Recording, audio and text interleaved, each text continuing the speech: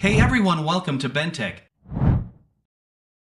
For other languages, click Settings, then click Audio Tracks, then choose the language you understand.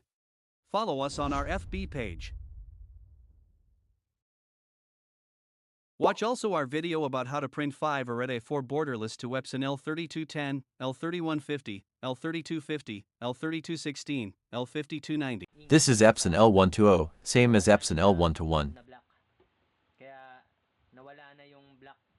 When I print, no black ink comes out. Let's try to determine what the problem is.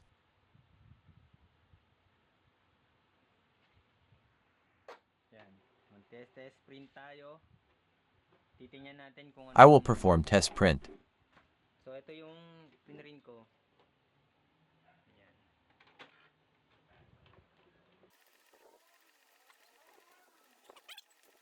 I have already filled the tank with black ink.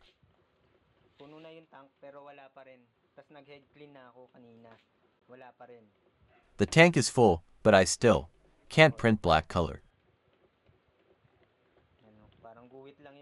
I perform a head cleaning and power ink flushing, but doesn't solve the problem.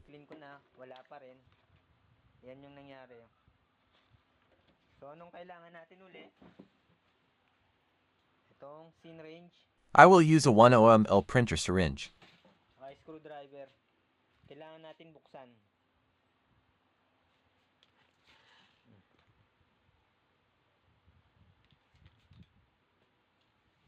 I will show you how to fix.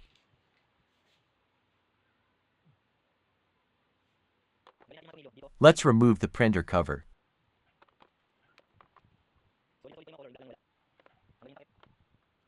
What happened here is black tank has run out. I forgot to put ink until the black ink in the tank is drained.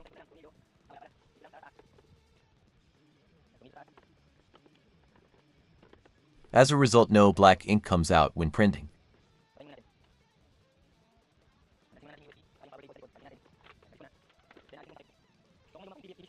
This is also applicable to colored ink too.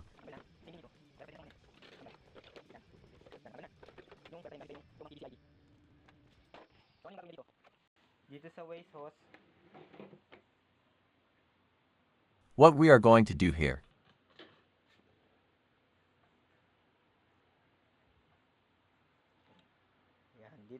This is the waste hose.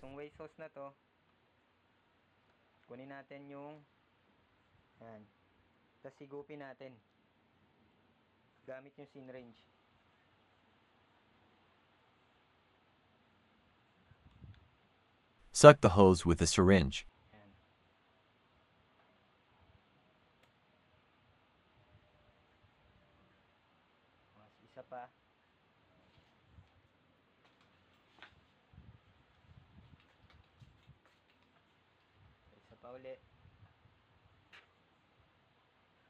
Make sure the ink tank is full when doing this process.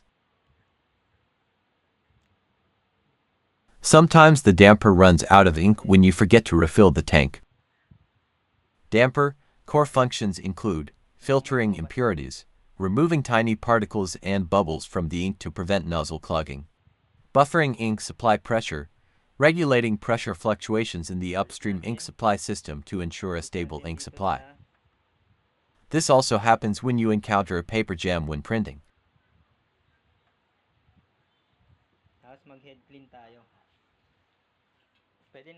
Now let's see if it works. So ikabit natin yung USB cable tsaka yung power cable para matest natin. Connect the USB cable, then plug the power cord. Yan itong power cable.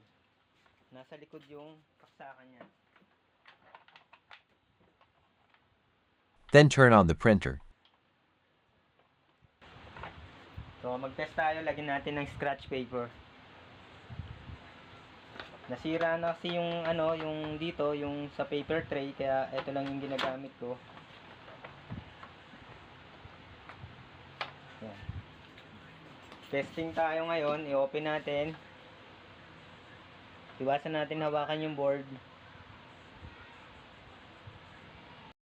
So after nyong These are the important steps. likod sa waste tank, After sucking ink from the waste hose, dun sa software. make sure you perform a 2 to 3 times head cleaning. Utility maintenance. Ayan. Ito yung utility maintenance. Sa properties yan ng printer. So naituro ko na rin po yan. I-right click nyo lang po. To make sure the hose and damper is filled with ink, Sa printing preference, hanapin nyo yung model ng printer nyo. Then yan yung maintenance.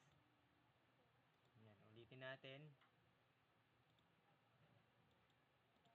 Maintenance. Then head clean. So nasa ko na kanina, dun sa likod sa waste tank. Start natin. So ayan na po. Nag-head clean na. So kanina wala pong black. Nung nag-test tayo, wala. Ayan.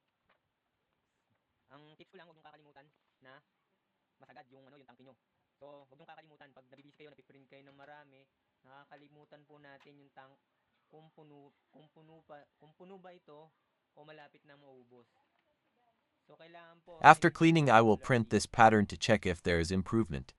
Tapos pagkatapos nito i-clean, i-print na natin tong pattern na ginawa ko para mas kitang-kita natin yung black, cyan, yellow, and magenta. Yan, nag-head clean na siya.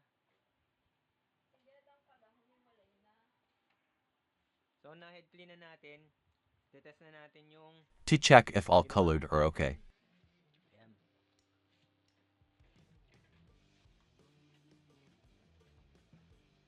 Tingnan natin kung mabubuo na yung black. So, nag-print na ako. Hintayin na lang natin na lumabas. Ito yung kanina. After natin masak dun sa waste hose sa may likod. Tsaka nag-head clean tayo. Ayan. Problem solved. Buo na uli yung kulay. Meron na uling black.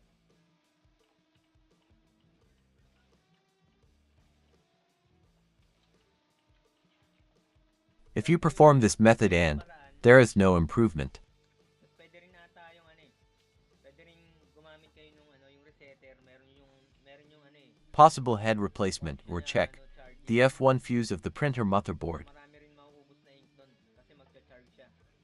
Pupunuin niya possible busted fuse, and also possible purge unit issue. damper.